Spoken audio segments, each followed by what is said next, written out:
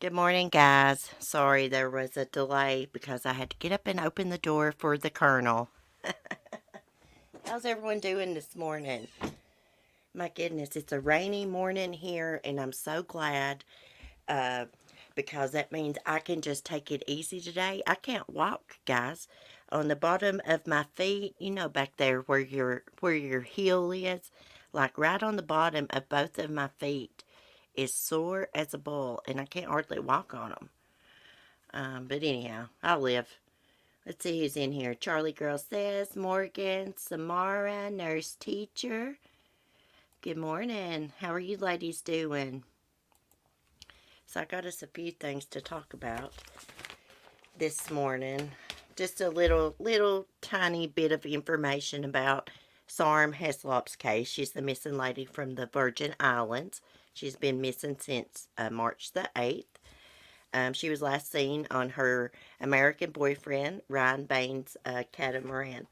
Now, I told y'all that Ryan Bain had pulled up his anchor and left, remember? And the FBI was scrambling to find him. They chartered boats and everything to try to find his vessel, and I reckon they did. What I could find out is they said that he is still in the Caribbean. So that's a good thing. But if he goes to one of those nearby islands, I can't remember which islands it was, but they don't have extradition. Let's hope and pray that he doesn't do that. So I came across another article, and it was talking about when the Coast Guard came to his catamaran, the Siren Song. And I reckon Ryan actually blocked the door so that they couldn't enter. And you know what they did? They went on in any damn ways. And right here, y'all can see this picture right here. That is his catamaran. Okay. Look how close it was moored to shore. Very close to shore. He could have took her body inland. I believe investigators think that he took her body inland or she is inland somewhere because they were searching uninhabited islands and coves for her. What else was I going to say? Crap, it left my mind. They were searching the coves for her. I can't remember. My mind went blank. It'll come to me. So let's read this. This guy's definitely got something to do with Sarm's disappearance, I believe, because he does have a history of domestic violence. There's police reports to prove it. The boyfriend of the British woman who was last seen aboard his luxury catamaran in the U.S. Virgin Islands was reportedly charged with obstructing officers who boarded his vessel to investigate her disappearance. The U.S. Coast Guard issued Ryan Bain 44 a citation, a record of an alleged violation for refusing to allow law enforcement aboard his 47-foot Siren Song, which was moored in Frank Bay, St. John on March 8th. A search and rescue effort was underway at the time for Sarm, who was reported missing 10 hours after he noticed she was missing from the boat. The operator denied access to the interior and was other safety citations that have been... What? I can't see. Where's my glasses? I'm missing lines here. The operator denied access to the interior and was cited for obstruction of a boarding, in addition to other safety citations that had been, oh my gosh, here's that damn word again, adjudicated. Other violations for which the American man was cited included failure to provide a certificate of documentation for the vessel and safety equipment. For safety equipment issues, the news outlet reported, noting the citations are written notices of non-compliance that do not count as a criminal record. Despite his refusal, officers boarded the siren song as he stood in the doorway and told them they could not go inside. Bain has invoked his right to remain silent, and the catamaran was said to have left its mooring on Wednesday. Actually, I read it was last Thursday, but Mr. Bain is free to go where he wants, the Virgin Islands police said. Meanwhile, Heslop's best friend, Kate Owens, is desperate to find answers in the mystery. We deserve answers. Owen, who left the UK 15 months ago with Sarm to start a new life in the Caribbean, told the news outlet. She told friends she doesn't understand why Bain has cut contact with her and has been refusing to cooperate with authorities. Well, honey, I can tell you why he cut off contact with y'all. Because he's guilty, and he's ashamed of his actions.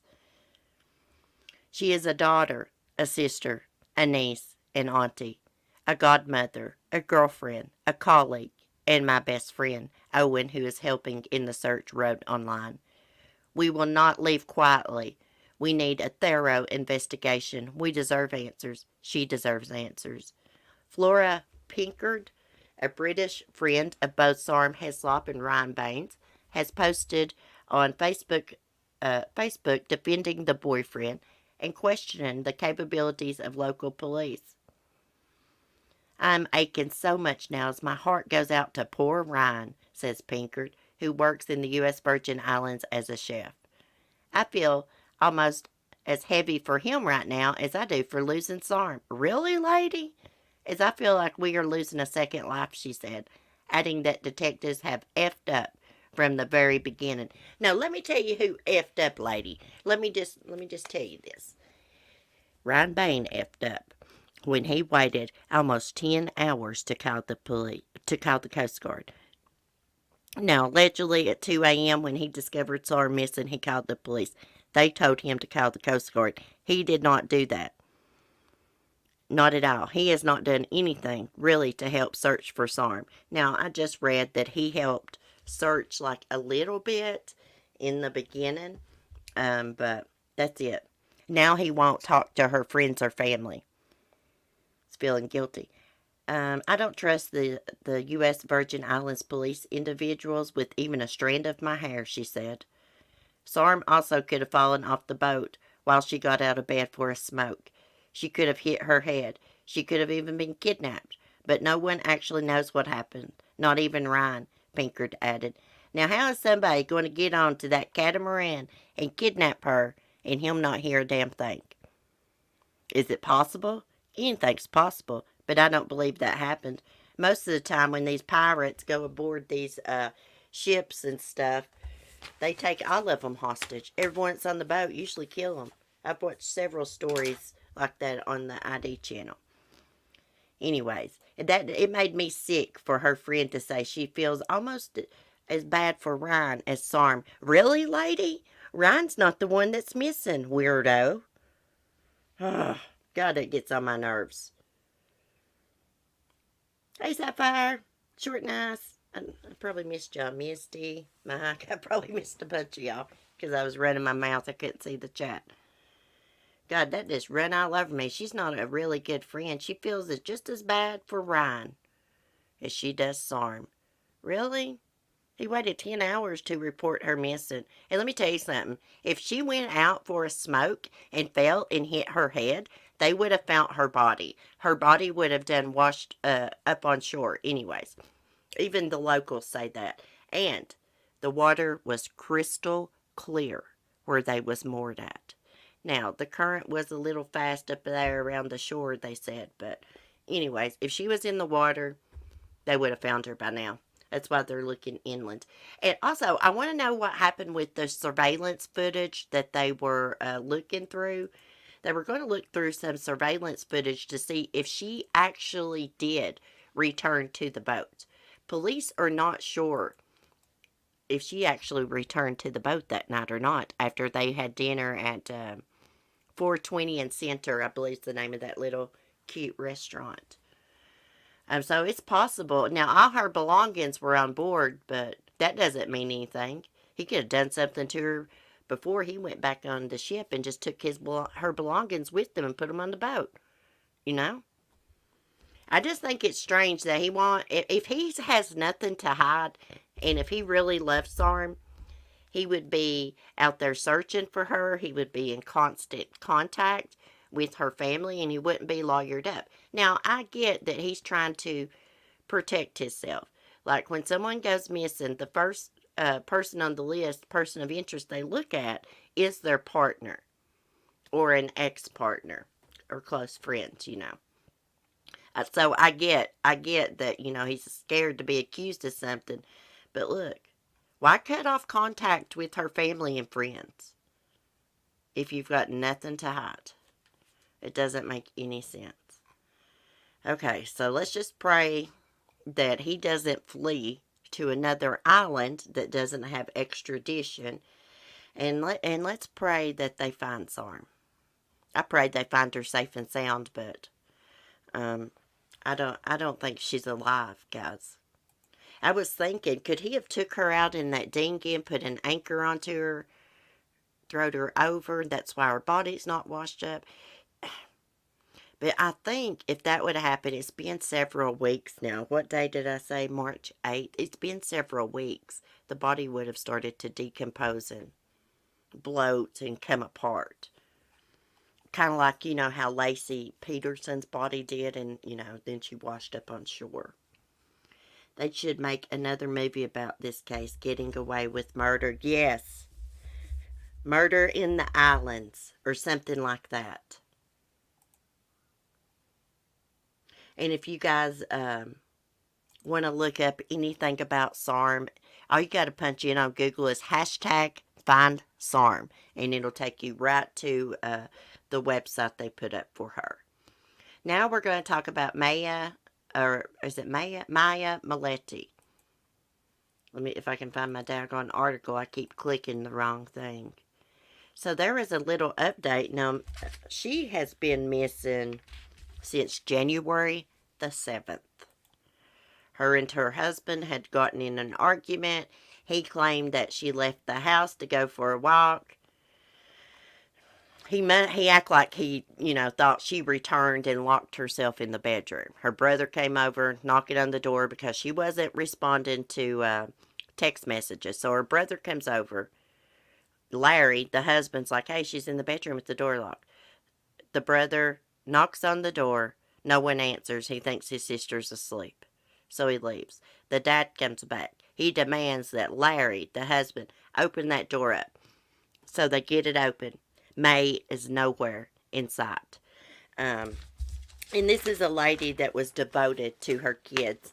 The reason her brothers and sisters had got worried about her, they were planning a trip for May's daughter's 11th birthday. And they had a group text message set up where all the siblings were talking. May never responded. And it's her daughter's birthday, right? So they got really worried. Anyways, there's an update that her sisters came out and said that May actually scheduled an appointment with a divorce attorney the day she went missing. And her husband, Larry, has not helped search for her any at all. He's been home with the kids when she first went missing. His excuse, he was there with the kids watching them. But here's the thing. His mom was there with them. She could have watched the children while he went and searched for May.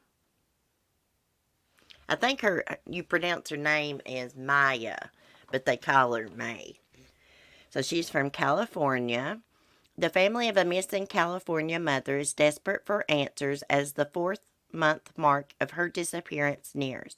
Maya Millete was last seen at her home off of Paso Los Gatos in San Miguel. I don't know if I said that. San Miguel Ranch on January 7th. Her husband, Larry Millete, initially told investigators she could have left to have some alone time. but she vanished days before her daughter's 11th birthday, which concerned family members. Initially, that's what I thought, Larry said in January, but as the days go by, it's very unlikely that that's it because she wouldn't be gone this long. I'm still very hopeful that with this media coverage, she will turn up and say, hey, I'm okay. Larry was reportedly the last person to see May. He was helping with the search at first, but has since stopped cooperating with police, retained a lawyer, and stopped attending vigils. I never knew he searched for her the first time. This is the first time I have ever read he was helping with the search. So I don't know if that's right or not.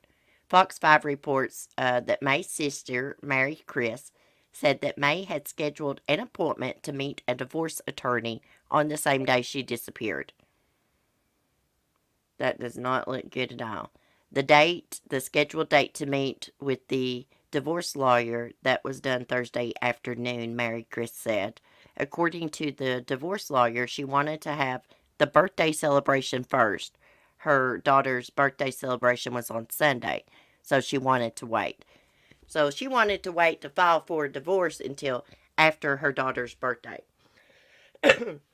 May's family has now retained criminal defense investigator Billy Little, who said that not only has he handed over substantial information to the Chula Vista Police Department, but the case is solvable. There are thousands of unsolved cases out there, and I don't know why those thousands are unsolved, Little said. But this one does not need to be unsolved. This one can be solved. Fox San Diego reports that authorities obtained a search warrant on May's home on January 23rd to obtain any evidence and clues to her whereabouts. My sister is a very strong woman. She wouldn't do anything to harm herself, especially thinking about the kids. The kids, they're very small. She's not likely to leave her kids that way, Mary Chris previously told CBS 8. Anyone with information about the case is asked to contact the Chula Vista Police Department at 619-691-5139 or San Diego Crime Stoppers Anonymous Tip Line at 888-580-8477. And here's the thing. She lives in a fancy, fancy neighborhood. Now, we know people that's got fancy homes, and sometimes people that don't have fancy homes have security cameras outside. So if she really went for a walk and returned home, they should be able to look at people's doorbell cams and tell that. I think they had been having trouble for about a year. And Larry, from what I understand, was very controlling. And I think May just had enough of it. She was at the age in her life, she's like, hey, you know what? I can't do this anymore. I can't stay together for the kids anymore. I want out.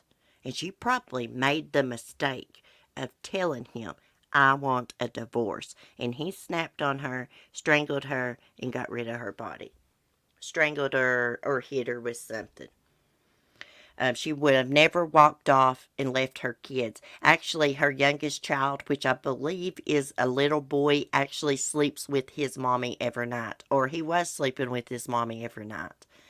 And I heard that he had been asking for his mom, which is really pitiful. They were super, super close. She was close with all of her children.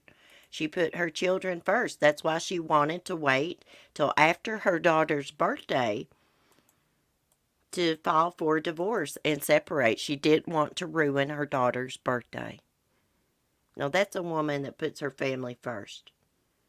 Help find May at gmail.com. Thank you, Sapphire, for sharing all the links. I appreciate that so much. I really, really, really do. I'm sorry you about got ripped off over a dog yesterday, by the way. You may not want me to say anything about that, but y'all be careful when you're trying to buy pets online. These people will scam you. Anyways, I won't be telling her business. Sorry. Okay, so prayers for May's family. I'll keep y'all updated. Hopefully they get some clues. Hopefully they get a break. We all know who did it. We all know who did it. It was her husband. Can I prove it? No. But I think he did. Okay, so I have another case. This young lady from Tennessee has been missing since 2019. Her IT wizard dad abducted her and her two dogs. She was there to visit him, and she took her dogs with her, and he fled with her. Now it's been reported that he has kept her drugged up so she can't run or anything. I don't know if the dogs are still with her or not.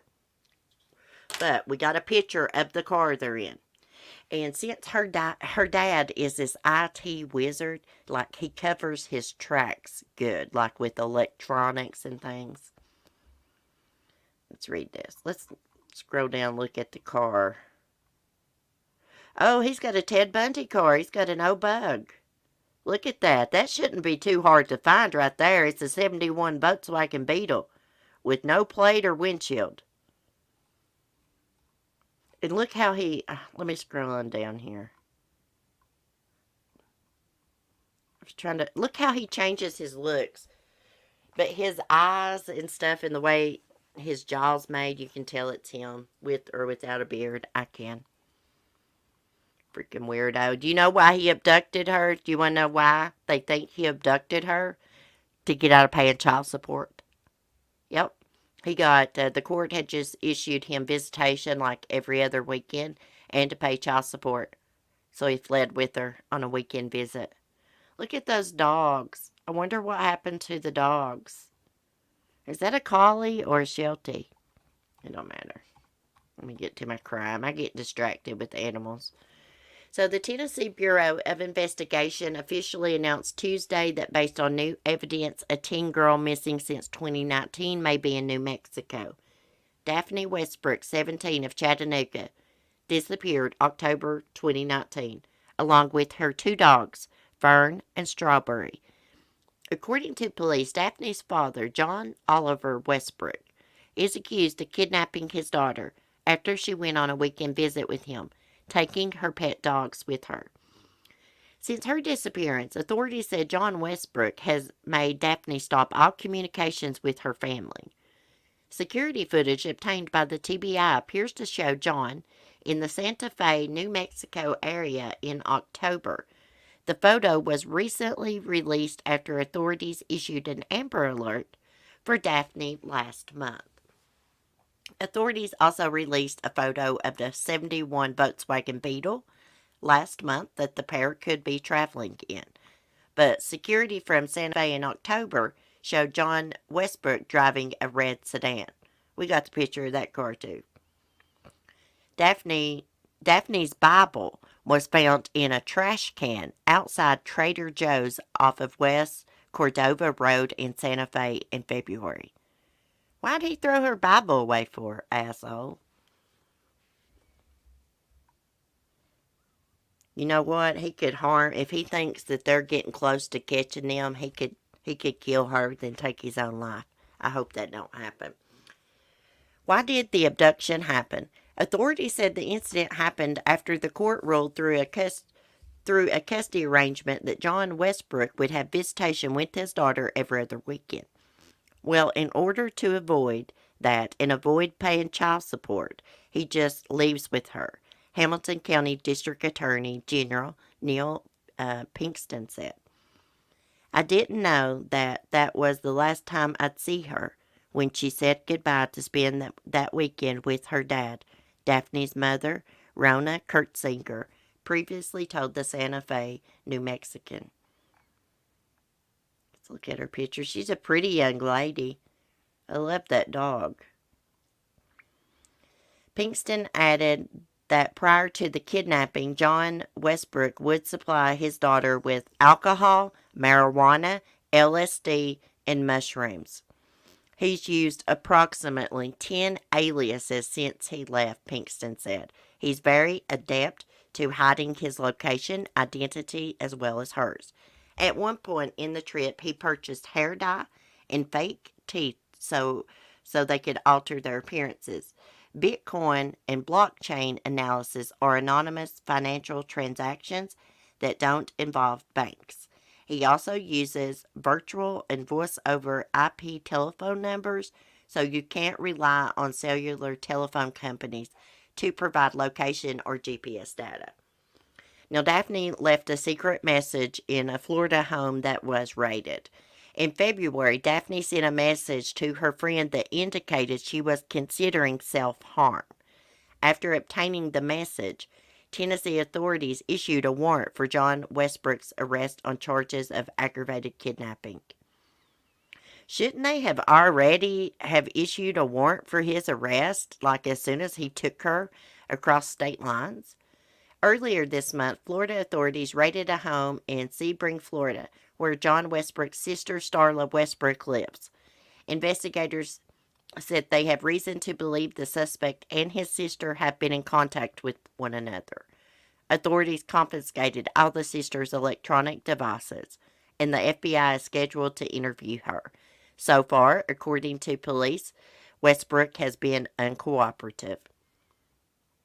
She's not real concerned about her niece, is she?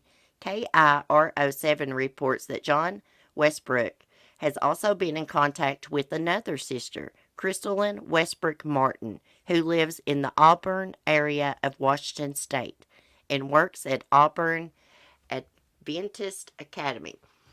Police said that although Martin is in frequent contact with her brother, she refused to work with investigators and refused interview requests by the U.S. Marshal Services.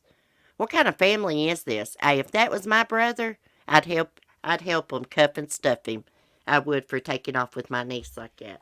Because somebody that pulls a stunt like this, I mean, for number one, common sense, you're not going to get by with this. If you kidnap your own child, you're going to get caught more than likely, and you're going to go to prison for a long time, and you're not going to be able to see that kid. Okay, but someone that does something like this is not stable. These two sisters should be worried to death that John may harm Daphne and then himself, maybe even others. Are they not concerned with that? I know they don't want to rat on their brother, but Daphne's life is at stake here. I mean, she was taken from her mom, everything that she knows, in 2019. It's been on the run with her dad ever since. And allegedly, he keeps her drugged up. That's what I read a couple months ago. Okay, other sightings. John Westbrook was said to have been in Colorado Springs, Pueblo, Denver areas of Colorado, as well as Seattle in California. Because of the publicity in the Denver media market, he may seek refuge in Florida, authorities previously said. Daphne has not been allowed to attend school or visit a doctor and is being deprived of medication, investigators added. She is increasingly at serious risk of physical and emotional danger. We need your help to find her. Meanwhile, Daphne's mom, Miss Kurtzinger, pleaded during a video message for her daughter to understand no one is angry with her. Please know that nobody is angry. You are so loved, Kurtzinger said. It is not your fault you are in that situation. This is not her fault. I need her to be okay. I need that. I will do everything that I can to make sure that she is. Anyone with information should contact the Hamilton County, Tennessee DA's office at 1-423-209-7425. You can also submit tips to find Daphne at hcdatn.org.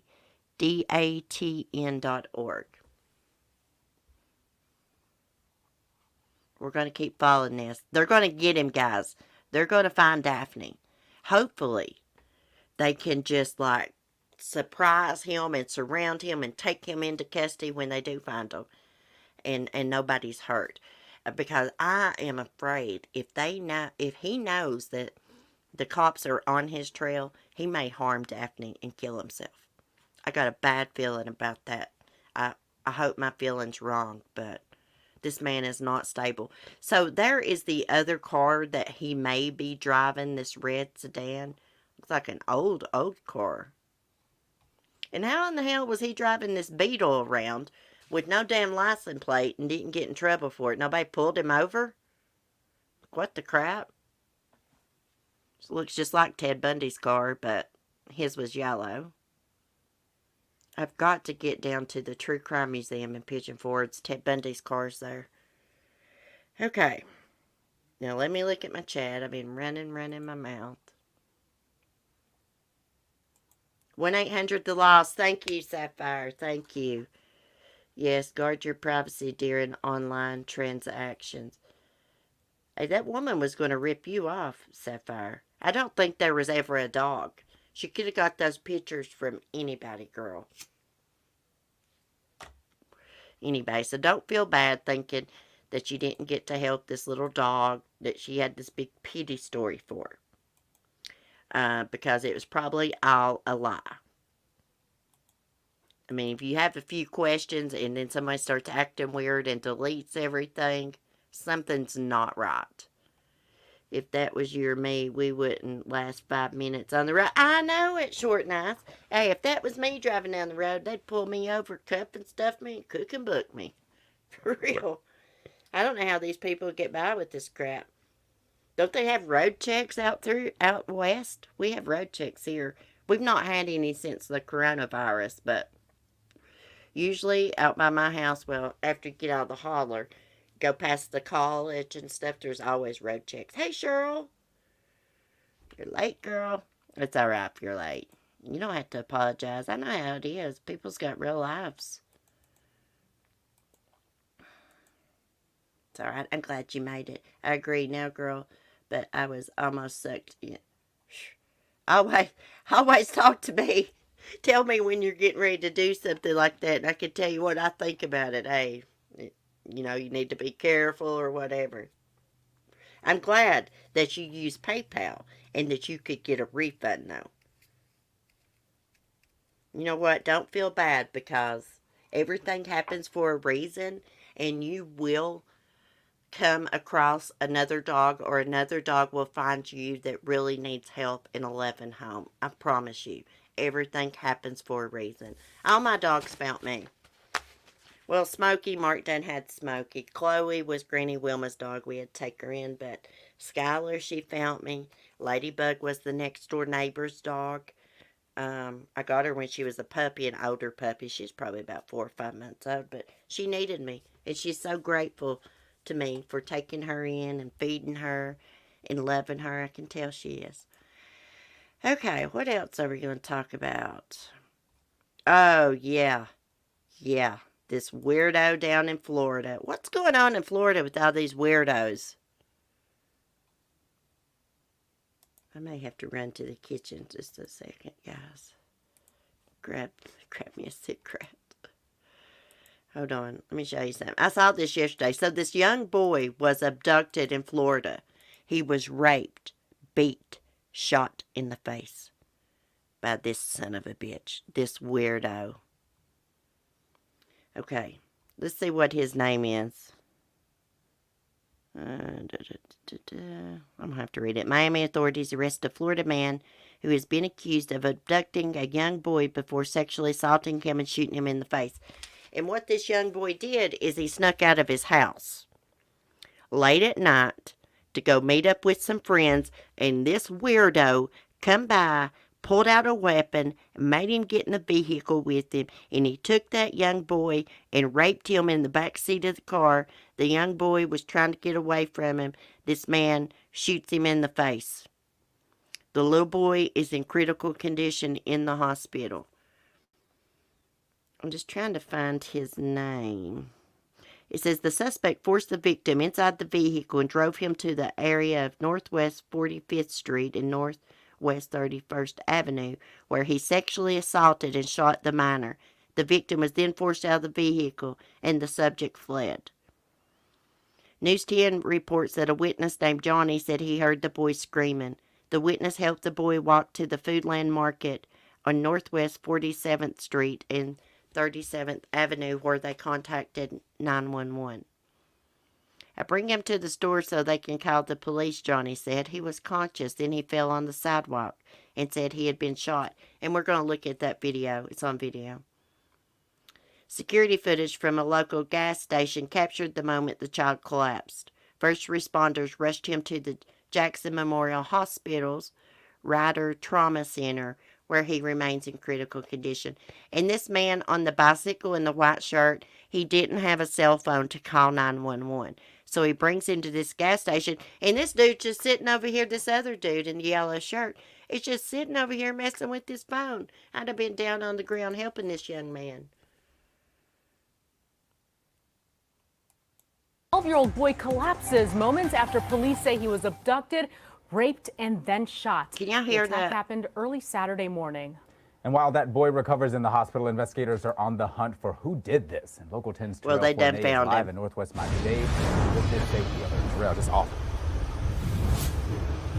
And this story is just disturbing on just about every level you can imagine. But this is the market where that boy literally collapsed as bystanders rushed in, called 911 to do what they could to save this 12-year-old. We've blurred his face because of the sensitive nature of the crime, but you can clearly see the moment when a critically injured 12-year-old boy collapses to the ground after enduring a terrifying and brutal ordeal. But I only saw him. He was screaming, "Help, somebody help me, please, please, please." So I bring him to the store where they could call the police for him, you know. This Good Samaritan, who only wants to go by his first name, Johnny, is actually seen on that surveillance video on a bike escorting the bleeding boy to the Foodland Market at Northwest 47th Street and 37th Avenue. This was early Saturday morning in the overnight hours. He was conscious. He fell on the sidewalk, and he said he had been shot. That was all I know. Police tell Local 10 earlier that morning Look, the that guy child ain't was even helping walking him. near Northwest 47th Terrace and 30th Avenue when he was abducted, forced into a black four-door sedan.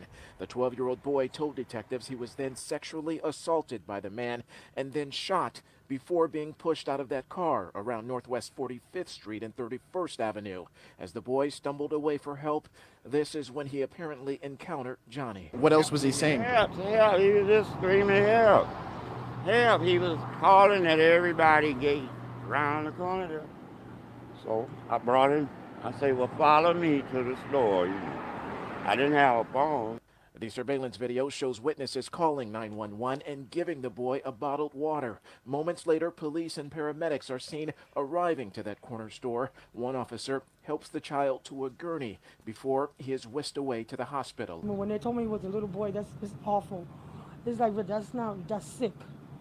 You know, so whoever did it, they just need to just turn themselves in. You know, because that's not right. That's not right. He's a child. Like, you don't do that. And that child who collapsed right here, we understand, is in critical condition in the hospital. This is now a major investigation by the Miami-Dade Police Department. They are searching for a suspect described as a tall Hispanic man with long curly hair, about 30 to 40 years old. He was last seen again driving a black sedan. Detectives desperately trying to find. Okay, so they found him. We looked at his picture. Let me get out of this. I never did find this weirdo's name. Let me screen share it again. They described him correctly. He does have long curly hair. I bet he's convicted sex offender. Let's see. It don't even say this guy's name, does it? Yeah, his name is Alvaro Zabelta, something like that. Alvaro Zabelta. Probably a convicted sex offender. Rape a poor little boy like that. Sick, evil son of a bitch. Okay, guys, so I wanted to share that with y'all. What else is going on in the world? I'm going to go look. Let me get back to Crime Online's main thing. And then I'm going to look at the chat. Them and their damn articles. Well, the Chauvin trial's going on. I see that. I was thinking about, actually, guys, setting up a stream where we can watch the trial together. I'll just mute so y'all can't hear my crap going on in my house. But if y'all want to do that, where y'all have a place where you can watch it and chat, You can. Hey, Michelle P. Good morning. Long time no see. How have you been doing? That guy in the yellow shirt is an idiot, just standing there watching him collapse like it's nothing. I know, Mike. Hey, faithful one. That killed me to see that guy just standing there smoking that damn cigarette, playing on his phone, and that little boy collapsed in front of him. I'd have been down on the ground with that kid. I know myself. There's no way I could just stand there and just reach him a bottle of water and all that. No. The mom inside of me wouldn't let that happen. No. What if that was your kid? You always got to think about that. You should, CC, for the trial. Yeah, I think I'm going to. I'm good, Michelle P. I'm good. I've had some more dental work done last week and got some stitches, but I'm doing good. Got 2 more teeth to go, and I'm good. Wisdom teeth to cut out. I dread that crap. I gotta have a surgeon do it. Hey, Carolina girl. Yeah, it's ridiculous how people just stood there and just act like there's nothing going on. Now, I read the little boy snuck out of the house to go meet a friend. Dexter-style murderer kills and dismembers best friend Uber driver who slept with his wife. What the crap? Let's look at this guy.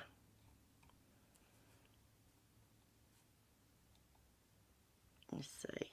I was trying to look also for Orrin and Orson West updates. I've not seen any. I don't know if they're going to find those 2 young men or not.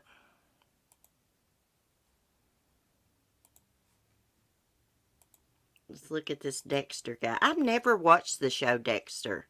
My son has. Dexter-style murderer kills and dismembers best friend Uber driver who slept with his wife. Some people will kill you for that crap. On Mondays, America's Most Wanted Overtime, airing on Fox Nation Crime Online's Nancy Grace and her expert guest dig into the case of a wanted fugitive, Bob Tang. Hey, they've not even caught this weirdo. According to the FBI, Tang is wanted for his alleged involvement in the murder of a man in Alameda County, California on May 14th, 2017.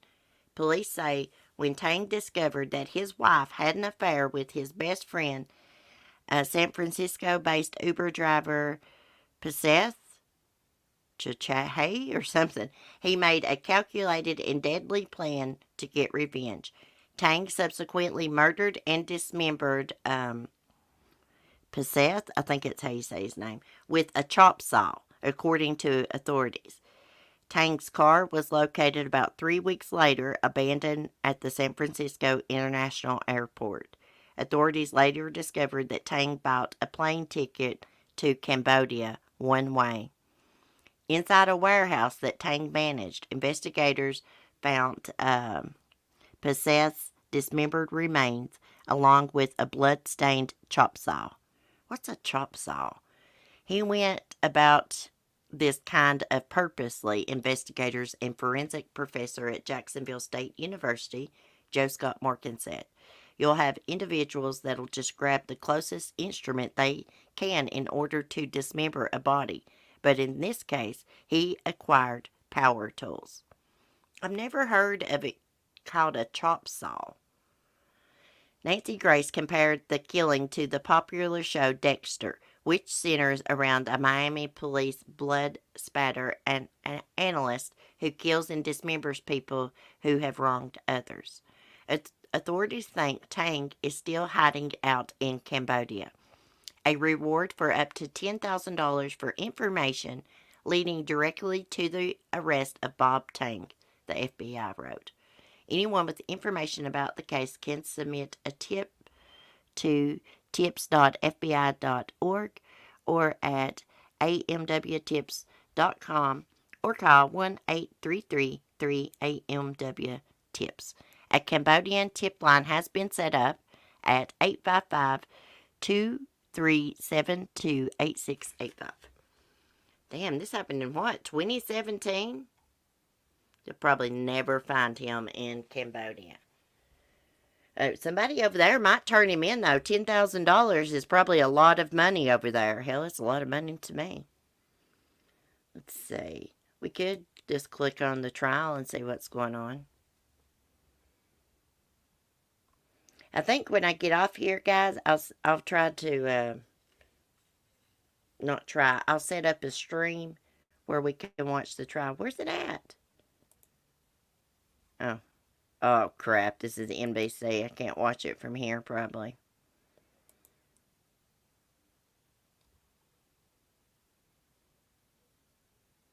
Uh-oh.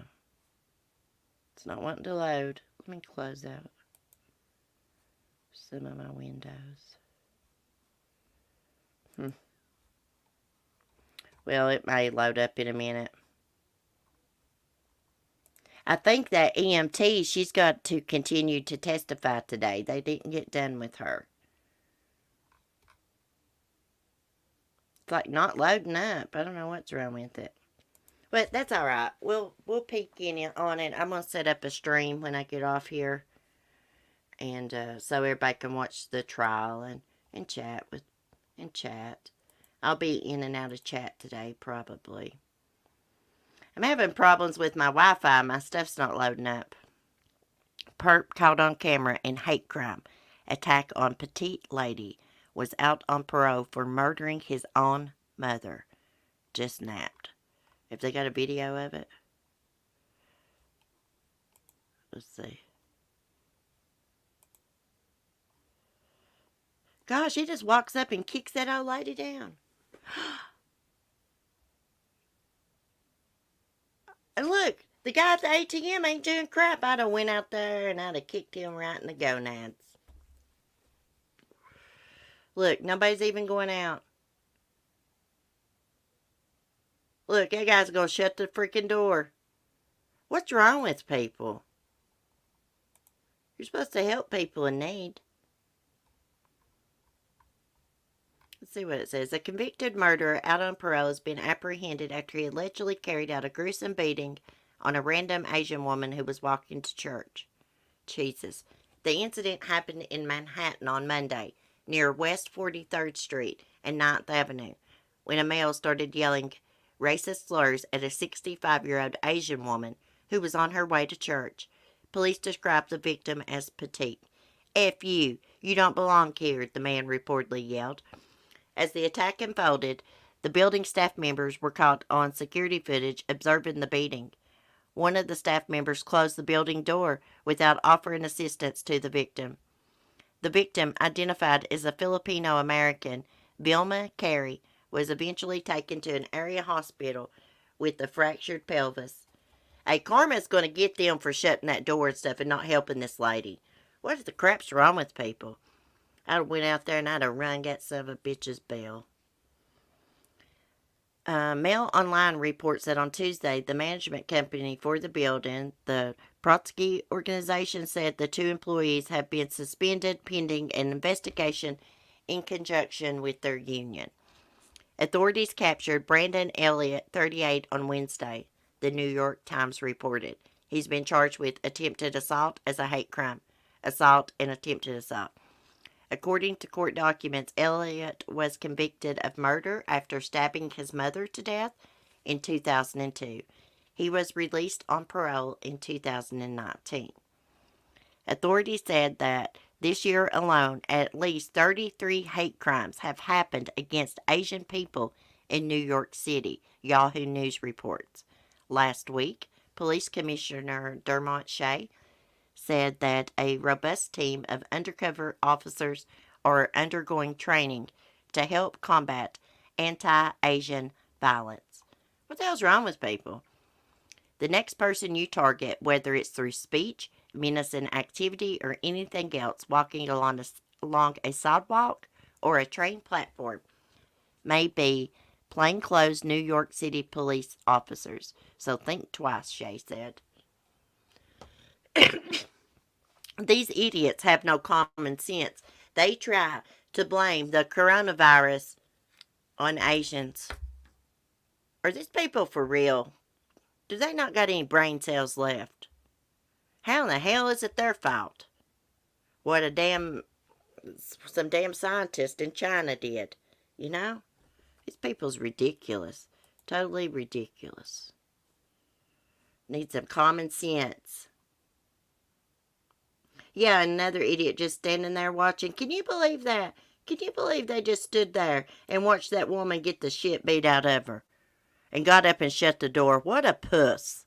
Excuse my language. What a wuss.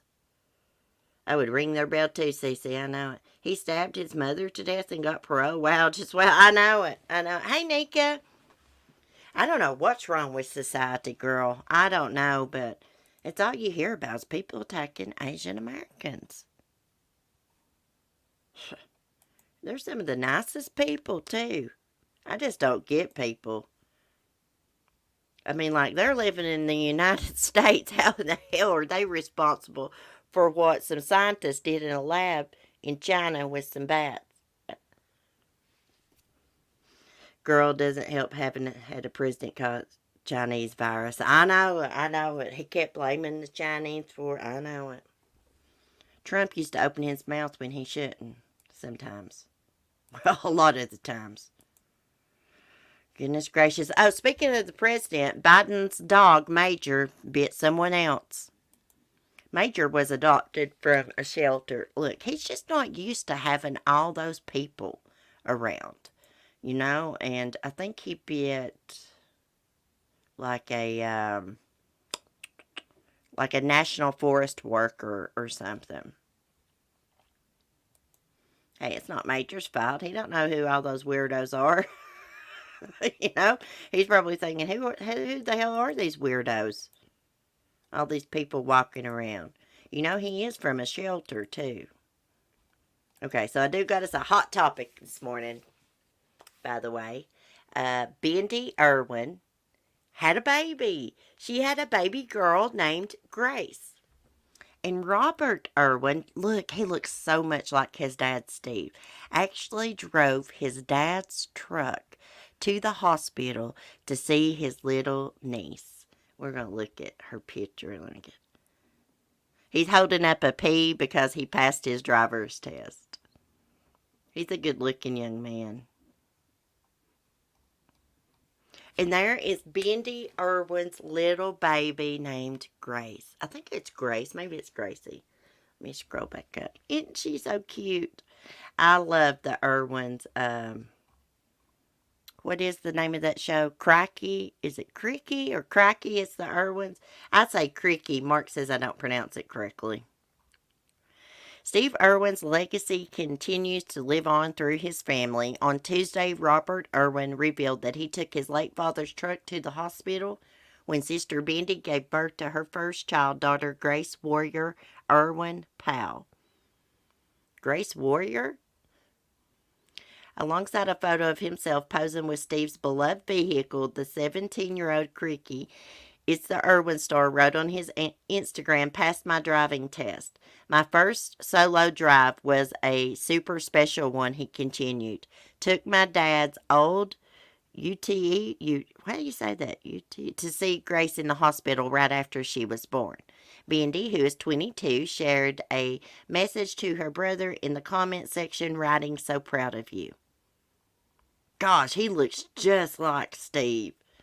Robert first celebrated the arrival on his niece on Friday when he posted a picture of himself holding the infant at the hospital. "Let the uncle adventures begin," Robert captioned the shot. "Love you so much, Grace. This little one picked the two best parents in the entire world," he wrote. "The most incredible, caring, and strong mom. And the funniest, coolest, and kindest dad. Love you three so much. I can't wait for this exciting journey ahead." He is such a sweetie pie. He really is. And he has no fear. He's just like his dad. Bindy and her husband, Chandler Powell, welcomed their daughter on Thursday, the couple's one-year wedding anniversary. When announcing her baby's birth on Friday morning, Bindy revealed the emotional meaning behind her daughter's name and how it honored her late father, who was killed during a diving expedition off the coast of Australia in September 2006 at the age of 44. "Our graceful warrior is the most beautiful light, the new mom shared. Grace is named after my great-grandmother and relatives in Chandler's family dating back to the 1700s. She continued, her middle names, Warrior Irwin, are a tribute to my dad and his legacy as the most incredible wildlife warrior. Her last name is Powell, and she already has such a kind soul, just like her dad. Aww. Leading up to their daughter's birth, Bindy and Powell had been referring to their girl as Baby Wildlife Warrior, a nickname she explained also paid tribute to Steve, who was an advocate for wildlife conservation like the rest of the family continues to be. My dad was the first person to create the term wildlife warrior. Being a wildlife warrior means to stand up and speak for those who cannot speak for themselves, Bindy told the Bump last month. We've been referring to our daughter as Baby Wildlife Warrior. She added, I know in my heart that she will forge her own path to make our planet a better place through her connections with the gorgeous animals that we protect here at the Australian Zoo and the conservation work we do with animal species around the globe. Aww. I thought this would be a good way to end our stream this morning since we talk about, some horrific crimes and a lot of weirdos on here. I got to start adding at least a hot topic in every morning here and there. She is so cute. She looks like Bindy. Look at her face shape and her nose and lips and her eyes. She looks just like Bindy. Steve Irwin would be so proud of his kids and his granddaughter. Let's scroll back up where there's the picture of Steve and Robert. Gosh, they look identical. Their teeth, their hair, everything. I mean, he was pulled out of Steve's butt, as they say. Anyways, I'm glad that she had a healthy baby and had a safe birth. Nothing went wrong, as I know of. Let me get to the chat. Beautiful children. The mom, Terry, seems to be a real strong lady. Do you know she has not been out on a date since Steve got killed? She has not been with a man since he got killed. How long ago was that? 15 years ago or more? What year did they say? 2006, 2007? They look identical. And he has the same passion for reptiles and animals as Steve had. I always thought that Steve Irwin would get killed by a crocodile or an alligator. No, a stingray got him. Stabbed him right in the freaking chest. And when they got him up on board the boat, he wanted them to pull it out of his chest. And they did. And he bled out. From what I understand. But anyways.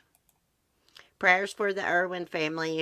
If you don't watch their show, check it out on Animal Planet. I love it. I was so happy and excited to see that, they had a new show on Animal Planet. It's been on a couple years now, though, but it's nice to see them carrying on his legacy.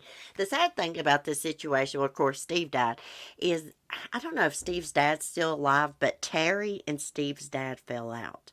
Steve's dad's the one that started that park. And then Steve took it over and helped build it up. But yeah, they fell out after Steve's death. And I don't think she'd let the kids see him or anything. I could be wrong about that, but I do remember reading something about it. I can't remember exactly what it was.